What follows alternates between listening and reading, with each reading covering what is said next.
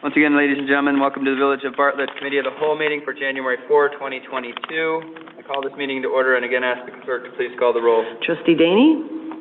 Here. Gansey? Here. Gunstein? Here. Hopkins? Here. Ranke? Present. SUWANSKI? Here. President Wallace? Here. First item we have on our committee meeting this evening is Building and Zoning Chairman Hopkins. Thank you, President Wallace. The first item on our agenda tonight is Combined Plan and ZBA Commission. In November of 2017, the Village Board discussed the topic of a Combined Plan Commission and Zoning Board of Appeals Commission. The consolidation of the two into one commission functions in the same manner, hearing both zoning, special use, subdivisions, variances, and text amendments. The municipal authorities to create combined commissions is done as an exercise of the municipal home rule authority. At that time, the Village Board expressed an interest in combining the two commissions, but wanted to revisit the issue at a later date. The consideration of the single commission was to improve efficiency of the development process, not a reflection of the quality of work done by the commissioners. Staff is recommending 9 members for the new combined commission, which would require 5 members for a quorum. This item is again before this committee for discussion purposes only. Does anyone have any questions or comments? So how much faster will the process be for somebody going through? What was that? I couldn't hear you. How much faster will the process be for someone going through if it's combined? It would probably save at least a month. And I would just add, too, I think the efficiency issue is the deal, too. I know Trustee Gunstein can probably relate to this when he goes in front of boards and maybe some other board members, but if you have to go to 2 meetings, that means you have to bring your attorney and your architect to 2 meetings potentially that cost you an extra 2 hours of their time or an hour of their time. So just more efficient as well. And I've been before boards where the Plan Commission and the ZBA get kind of confused, not ours, but I've seen this where they get confused because they have only limited authority over part of the project but not the whole shebang. So, and we've been talking about this for years. I fully support this. Yeah. I'm sorry, go ahead. I was just going to say, we've done this in a special meeting, correct? I mean, I felt that I sat in that to see how it worked. What was the thought of everybody else on the board? I mean, I thought it worked well. Mm-hmm. Well, I have to say that when we first started discussing this, I objected quite strongly about combining 2 commissions. And given the amount of time that I've had to take a look at this and talk to staff and talk to some of the members on the commissions, I have come full circle. And at this point in time, I have to say that I will support this. So, I have 2 questions. And so if they're separate, and I support anything that's going to contribute to efficiency. If we have 2 separate commissions and a project requires each of them, in your experience, how much does this limit public input, or how much does the public actually participate in those meetings? So the public participates in both meetings, and this would not limit it at all. They would still have a public hearing as required. But do we have a lot of participation normally? It depends on the case. Depends on the project. And if we have discussed this with members of the commissions, you said you did, they were generally favorable? That is correct.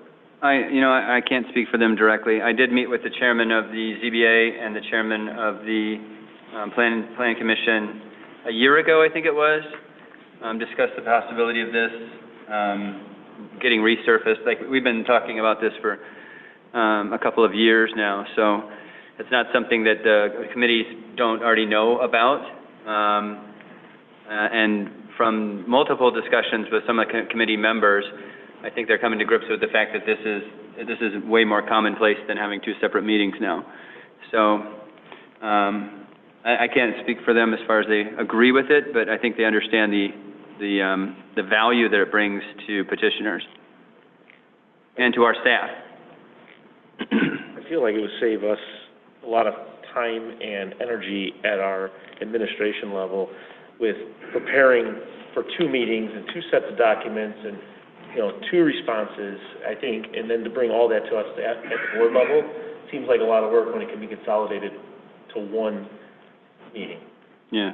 That's true, and I can give you an example. The Wheaton Eye Clinic, which you have seen preliminarily, has to go, believe it or not, to the zoning board this week and the plan commission the following week. That's 2 public, well, there's not 2 public hearings in this instance, but it's still 2 meetings that they must attend, and it does slow them down. We could, if it was held the first Thursday of the month, we could already be starting on the minutes and get those to you that much faster at the very next committee meeting. Yeah. And in some instances, it would require 2 public hearings. In many instances, it is, and we have to do a much larger public hearing notice, which is costly, and yes. No, it's the way to go, really. What would be the timeline for this? The next meeting. Well, does Brian have to draft? Sorry, we've been working on it for... Yes, I have a draft of an ordinance. I just have to change it from an initial number, 7 to 9, as we work through it. But it's in pretty good shape. It's an amendment to Chapter 13 of the zoning code. So, we had different things that the Plan Commission looked at, different things that the ZBA looked at. And we're combining that, and they, one body will make findings on all those things, and we're clarifying. It needed to be updated. There's things in there from 78, some of the findings and roles for the zoning administrator, differentiating between text amendments and rezonings. So there's cleanup things, and I think improve ordinance, that now this one body will look at things. So our plan is to bring the text amendment back to you at committee at the next board meeting, and then send it off to the ZBA for the public hearing that's required for a text amendment. So as soon as this could happen would be the end of February. Second meeting in February? March? Okay. Yeah, we have it scheduled in the draft agendas for March 1st. The Ides of March. Yeah, you're right. Good. Any other comments? All right, we'll see this at the next committee meeting.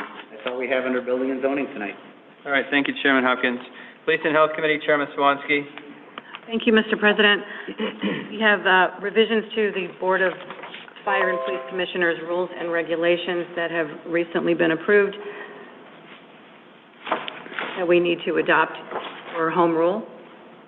Perhaps Rich. Good evening. During our last promotional process, we found there was a few things with the language in the rules that pertain to preference points that needed to be cleaned up. And I think a couple of years ago when I was talking about some projected staffing challenges, we had talked about lateral hiring and starting that process here. So some of the revisions we're asking to make will satisfy some of that. We worked with the Fire and Police Commission's counsel, Jim Powers, as well as Brian Mraz, and we are proposing some changes to Chapter 2 of the Commission's rules, which are applications, Chapter 3, titled examinations, and Chapter 4, titled promotional examinations. Chapter 2 and Chapter 3 haven't been revised since September of 1995, and Chapter 4 hasn't been revised since April of 2007. So it's time to do that. Some of the changes deviate from the plain language of the Illinois Municipal Code that deals with police hiring and promotional processes. In some of those cases, the change itself necessitates the need for home rule authority. In other cases, some of the wording requires the exercise of home rule authority. And at the recommendation of both attorneys, the recommendation is to invoke a blanket exercise of home rule authority that will apply to all 3 chapters, Chapter 2, Chapter 3, and Chapter 4 of the rules and regulations of the Board of Fire and Police Commissioners. Jeff did a good job highlighting some of the changes, as well as the changes that require the exercise of home rule authority in each of the chapters. If there's any questions pertaining to those, we can try and address those for you. If not, we will bring this back to the next board meeting for your approval. Any questions? I didn't have any when I read through it. Looks good. We have nothing else. We'll look for that in the board, right? Yes. Thank you, Chairman SUWANSKI. Thank you, Mr. President. We have nothing further. With that, I will entertain a motion to adjourn. So moved. Moved by trustee Daney, seconded by trustee Hopkins. Will the clerk please call the roll? Trustee Daney? Yes. Gansey? Yes. Gunstein? Hopkins? Ranky? Yes. Swansky? Yes. We are adjourned.